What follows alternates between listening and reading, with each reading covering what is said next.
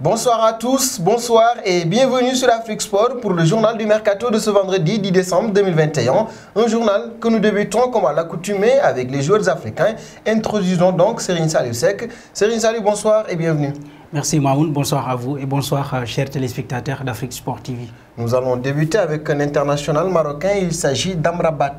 Effectivement, Amrabat, l'international marocain qui pourrait changer de club dès le mois de janvier. Sofiane Amrabat qui évolue depuis une saison sous les couleurs de la Fiorentina serait déjà sur les tablettes de l'Espagnol de Barcelone alors que son contrat avec la Viola prend fin en juin 2024.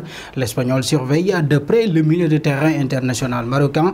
Le club pourrait passer à l'action au mois de janvier. Selon la presse espagnole, le club catalan surveille le Benjamin de la fratrie. Amrabat depuis longtemps. Son âge 25 ans et son expérience en Série A plaisent fortement et ce malgré son faible temps de jeu. Cette saison, il compte 8 apparitions en Série A sur les 13 possibles pour 191 minutes jouées. Sofiane Amrabat a rejoint la Fiorentina l'été dernier en provenance du club Bruges qui l'avait prêté pour une saison au club italien d'Hellas Vérone. Son transfert pourrait coûter 20 millions d'euros à la Viola. Effectivement, Sofiane Amrabat qui était ici évoqué du côté de la Liga.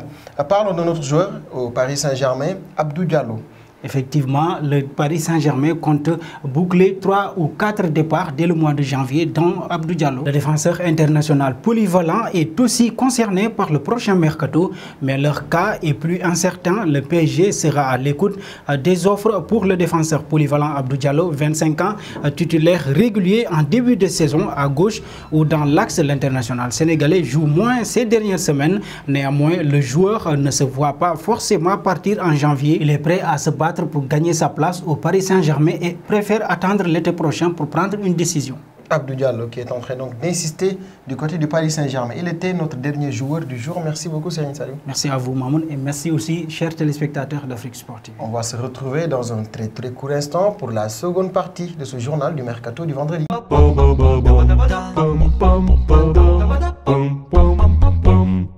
Seconde partie de ce journal du Mercato du vendredi 10 décembre 2021 et nous allons partir en Espagne, en Liga, du côté du Real de Madrid où nous retrouvons Marcelo. Son histoire d'amour avec le Real de Madrid prend fin. En effet, le média Olé confirme le départ à venir du latéral gauche brésilien dont le contrat expire en juin prochain.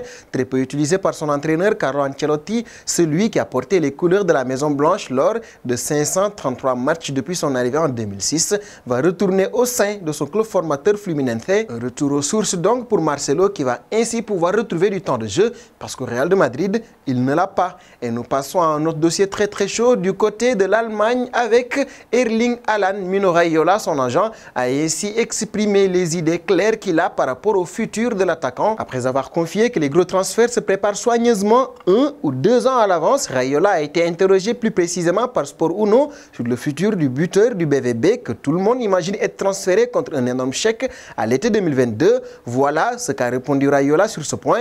Nous avons une idée claire de là où Erling doit aller et nous regardons bien sûr ce que le marché a à offrir. Je serais un mauvais conseiller si je ne le faisais pas. Nous pouvons influencer le marché avec un joueur comme Erling, confie l'agent du joueur. Pour rappel, plusieurs grands clubs sont sur le coup pour signer Erling Haaland. Parmi eux, on peut noter notamment les deux Manchester, le Real de Madrid ou encore le Paris Saint-Germain. Pour le FC Barcelone, il serait extrêmement difficile de le signer au vu de la situation économique du club. Et nous passons à un autre club rival d'ailleurs du FC Barcelone, c'est le Real de Madrid. L'équipe du Real de Madrid a un œil très particulier sur Antonio Rüdiger de Chelsea. Courtisé par le Bayern de Munich, le Real ou encore le Paris Saint-Germain, l'international allemand se rapproche de la formation espagnole. D'après les informations de The Athletic, en effet, l'ancien joueur de l'AS Rome n'a toujours pas réussi à s'entendre avec les dirigeants des Blues concernant une prolongation à raison d'un désaccord financier. Ainsi, les merengues se montrent particulièrement confiants sur ce dossier. Florentino Pérez et ses équipes pensent pouvoir ainsi aligner un pré-contrat pour Antonio Rüdiger. Et nous passons à Liverpool, en Angleterre donc. Ici, c'est Christopher Nkunku qui est sur la cible de Jürgen Klopp. Le Français reste dans le viseur de Liverpool, bien que les dirigeants des Reds soient actuellement concentrés sur la prolongation de contrat de Mo Salah. Cela ne les empêche pas de regarder ailleurs, car si l'international égyptien décidait de ne pas prolonger, le club anglais se résignerait alors à le vendre l'été prochain avant qu'il ne rentre dans sa dernière année de contrat qui se termine en 2023, selon les informations du Liverpool Liverpool Echo, Christopher Nkunku reste en haut de la liste des dirigeants. Et même si Sadio Mané venait à rester, un départ de Divock Origi, voire de Roberto Firmino, n'est pas à exclure dans les prochains mois. Pour rappel, les relations entre Liverpool et le RB Leipzig sont excellentes, après notamment les transferts de Naby Keita ou encore plus récemment d'Ibrahima Konaté. Et nous allons terminer au Barça avec le dossier Marc-André Ter Stegen. Ce dernier est mis sur le marché. Les dirigeants blaugrana ont pris une décision incroyable concernant ce mercato en décidant de mettre donc sur le marché des transferts son gardien star Marc-André Ter Stegen. Comme l'avance le journaliste Gérard Romero, le Barça a décidé de se séparer de son portier allemand afin de récupérer des fonds suffisants pour reconstruire une équipe solide. Vainqueur de la Ligue des Champions en 2015, l'international allemand fait partie des meilleurs gardiens de sa génération, même si dernièrement il fait des prestations en dents de scie.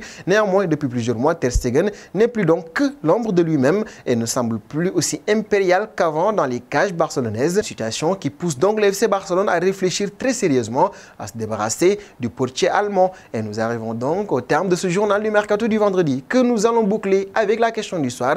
Vendre Marc-André Ter Stegen ne serait-ce pas une erreur de la part du Barça?